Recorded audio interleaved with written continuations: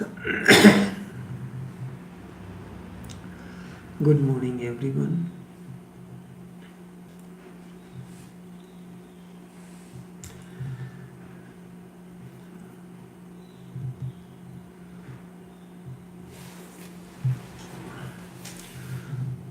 We are coming to you live via Facebook streaming, via YouTube streaming, and also via Skype online. Each one of you is welcome to this live streaming, reflecting the life of Lalaji Raziallah Ta'ala Anhu, reflecting the life of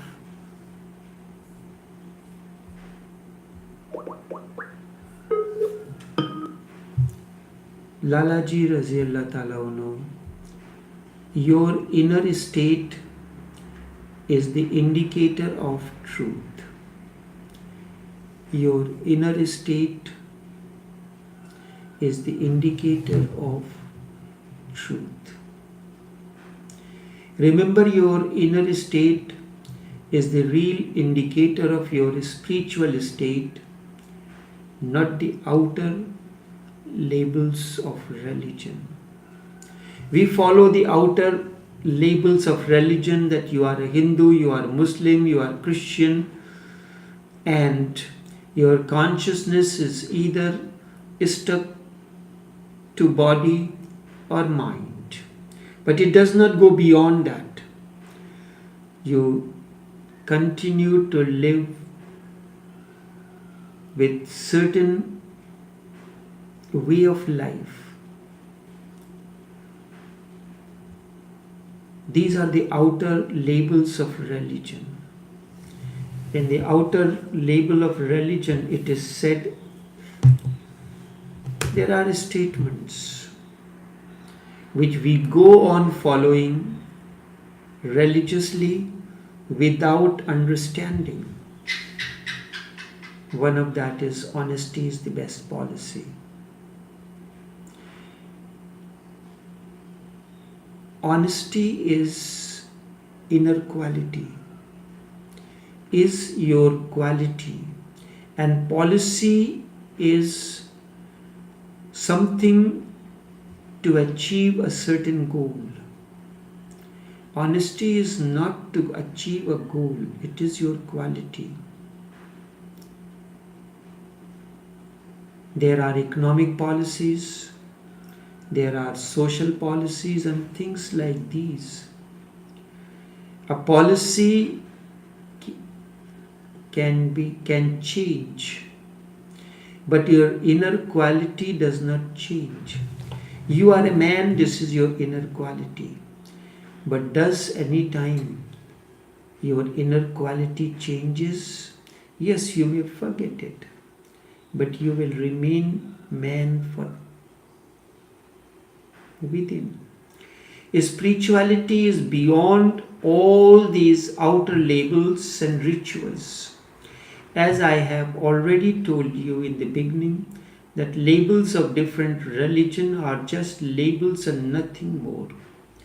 It says nothing of your inner qualities, whereas your actions, words and thought reveals your inner state. When I listen to someone speak, when I read someone's writings, it reflects the inner state and the inner progress about the individual. The kind of language one uses, the arrangement of words, they create an energy.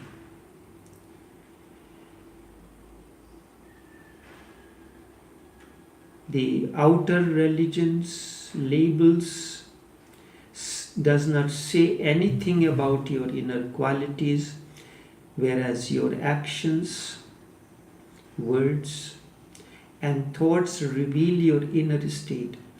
Lalaji lived a perfect life, and his words were so potent that they affect even the people today who read it more than 100 years after. For instance, one of the important statements of Lalaji is spirituality is beyond narrowness. What is the narrowness? Narrowness is of the religion, caste, creed,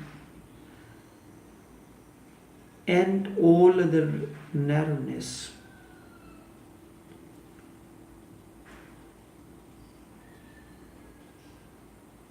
When you go beyond the narrowness, then you enter the realm of spirituality. My religion is the best, or my master is the only authentic master. These are forms of narrowness. Let us look at it here. There are many restaurants in your city that are serving, let's take the Italian food, which includes pastas, pizzas, and all these things. Each one of them have their brand name label. But behind the label, they may have certain things, presentation, the box, the outer appearance, but the inner appearance, the dough that is used for making a pizza or the pasta remains the same. There are certain standards of the pizzas. Let's say somebody is making an Indian pizza, which is paneer tikka or chicken tikka masala. So in chicken tikka they cannot put fish because it is chicken tikka. Their outer appearance, the boxes may differ, the plates that they may use to serve you, cutlery may differ, the deco or ambience will differ, but the pizza dough will be of the same. It will have the pizza sauce which is same. You cannot use it unless it is a different kind of base that is used, for instance, pesto sauce, which is also an Italian sauce but made differently. That can be used. But if you are using an ordinary pizza, it is the sauce, the base is tomato based. Then cheese has to be used. Then Italian seasonings, which is basil, oregano, and marjoram have to be used. The chicken have to be used. Maybe your chicken may come from a different source or anything. So the inner thing does not change, whether it is Lalaji or Ramakrishna Paramhans or Moinuddin Chishti or Sheikh Nazim or Raman or Krishnamurti or Osho. It all does not matter because we are dealing with the innerness of an individual.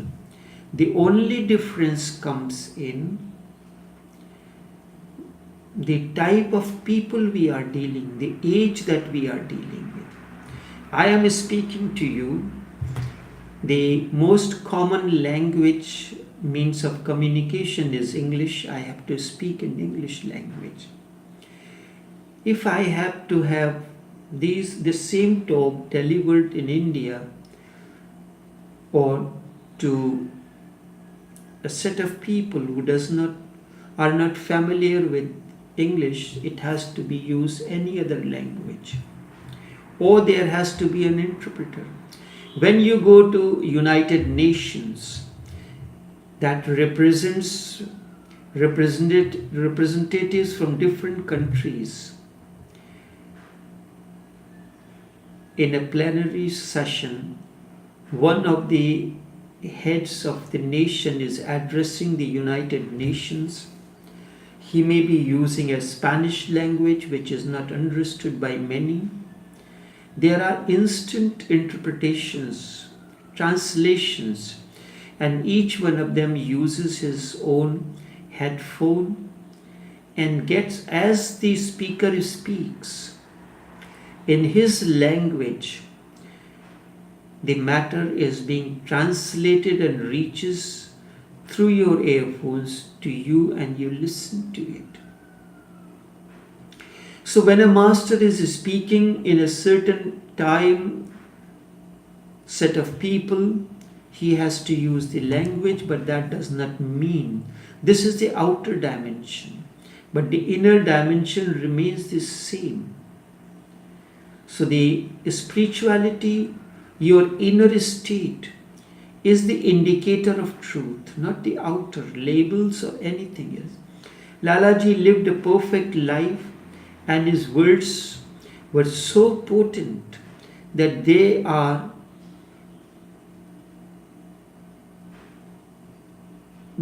the same energy as they had when they were spoken for the first time. Lalaji said, God has hidden himself inside your heart and exposed you. It was said that a question was asked, how man has to discover the truth. So some said, hide it on the mountain. But God said, one day someone will reach the mountain and discover it. Next one said, hide it under the ocean. That too was not right, because anybody could dive into the ocean and can discover that truth. Some said to do this, that. God said, I will do something, and the man, only a rare person will be able to discover it. I will hide it deep within it, in his heart. He will look around everywhere, but he will not look within. That is why Raman's whole teaching was look within. The teachings of all these Hindu scriptures, Upanishads, go within. Truth lies deep within you, and you have to discover it deep within. Man will look everywhere, but he will not find. There is a deer that carries musk in his navel. He gets the fragrance of the musk. He runs all around in search of the fragrance, but he does not think that it is hidden in his navel. Such is the situation of the man. He seeks happiness, seeks bliss, which is synonym of truth. It's not that truth is something different. The bliss, the joy, the harmony, that oneness is nothing else but truth. You can find it as bliss. Someone else may find it as harmony. Someone may find it as oneness within. Your body says something, so consciousness gets stuck in the body or in the mind. But body and mind are not separate from one another. They are part of one reality. If something is not right with your body and there is pain, and so it affects your psychology. You take alcohol it affects, you take it through the body, but it affects the mind. If psychologically something is troubling you, it will affect the movements of the body. So it is a body-mind mechanism. So your consciousness gets stuck in body or in mind. But the reality is when you go beyond the body and the mind. Mind means memory, mind means intellect, mind means ego sense. All these we live into.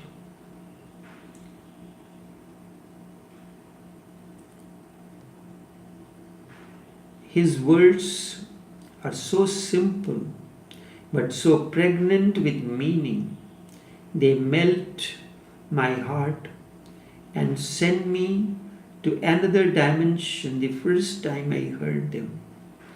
100 years after, Lalaji, 100 years after these words have the same meaning. Lalaji's birth was foretold and his mastership was predestined, that he will be the Sheikh of the Naqshbandi order. All the eternal happenings had to flow with the destiny as foretold. It is an internal happening materialized to the outer world. It was already decided that within these barriers of religion had to fall. The words of Lalaji revealed his inner state, but the outer label says nothing about his inner state.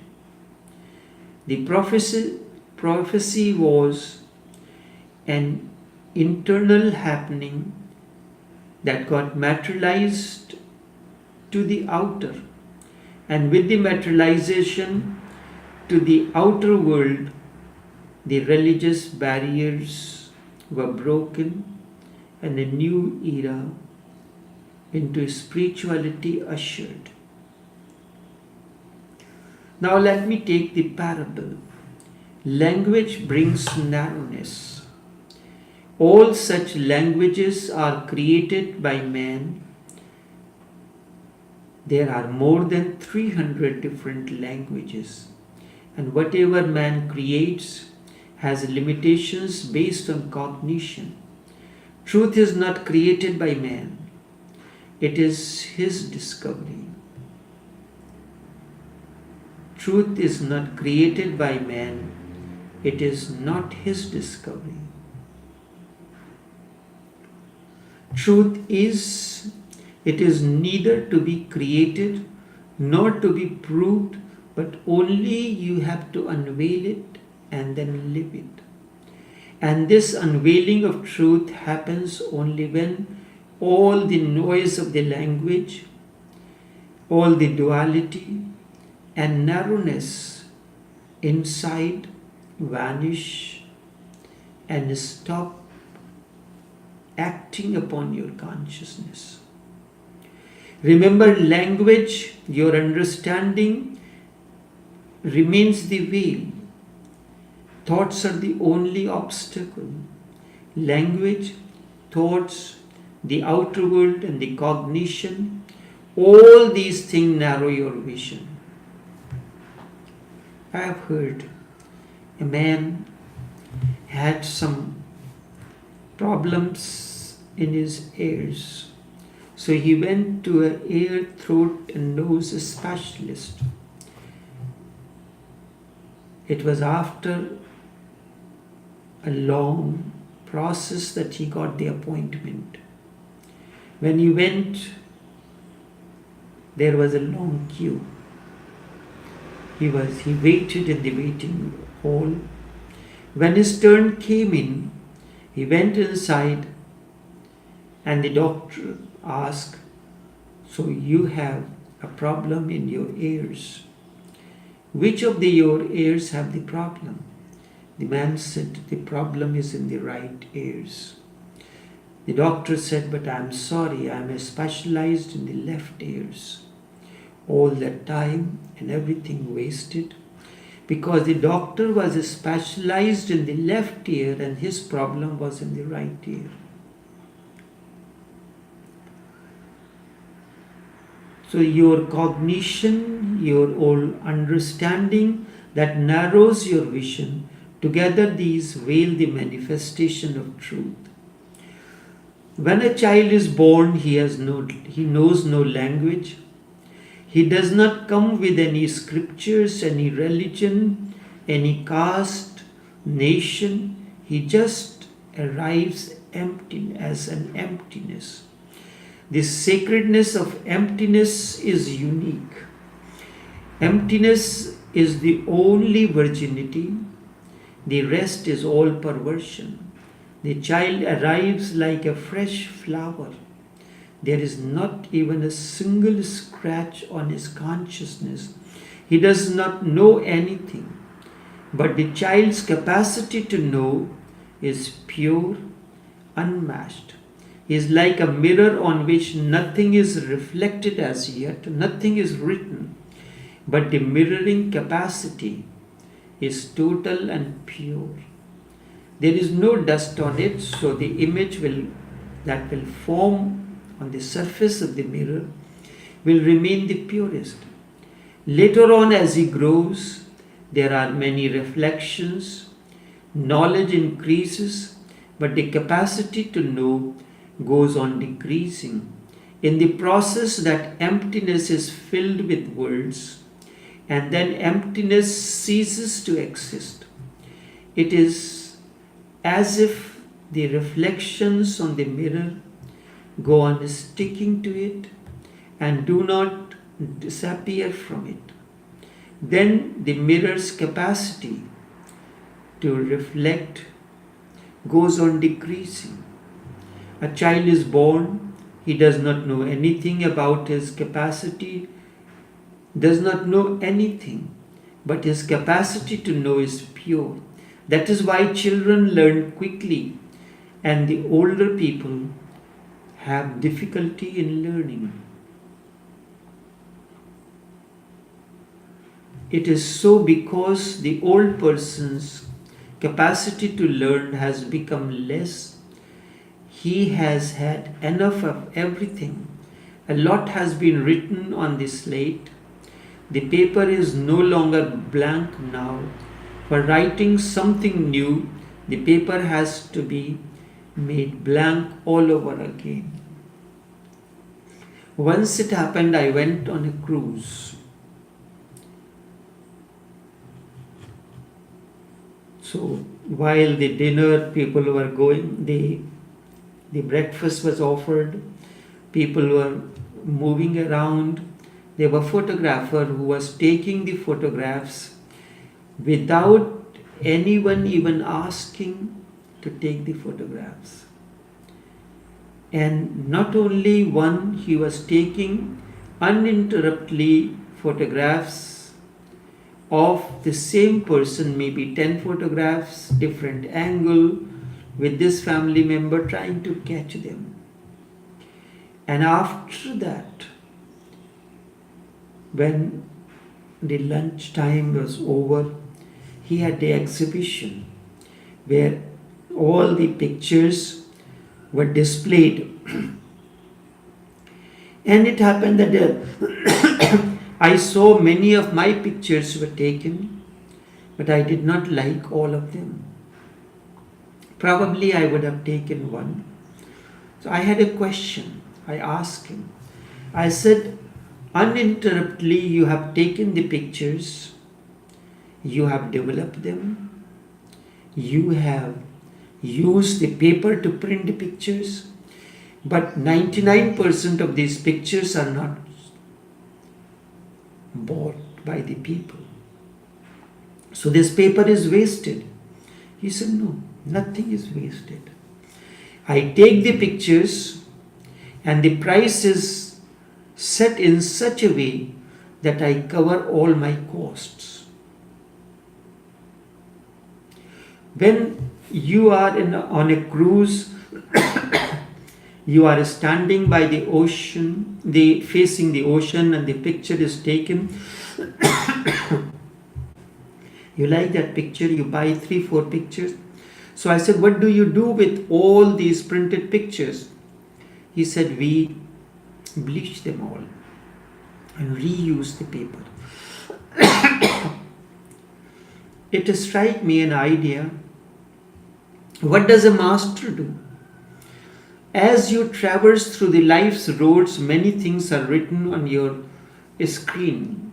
The paper, on that, many impressions, many messages are written. When you come to the master, he bleaches them all, cleans the consciousness before he writes something else. He cannot rewrite over the same thing, so nothing will be visible. First of all, the same person, when one session is over, or along the same time while this process is going on, simultaneously those pictures are bleached and they become ready to take another print. The master does something like this. He bleaches, clears the screen, and for that he uses many devices, many meditation techniques, his messages that he gives and explains certain things that all help to erase the memory erase those impressions that has been cast on your inner slate. And then something can be inscribed on it.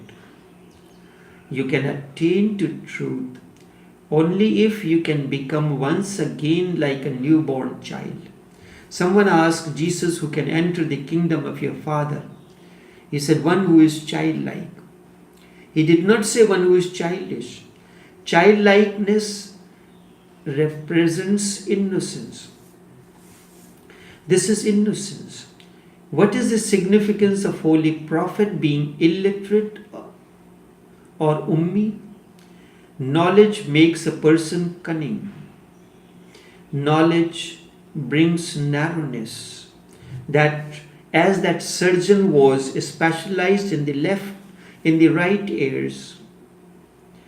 So there are people who do the specialization in a particular branch of the medicine, maybe internal medicine, maybe heart, maybe some other discipline.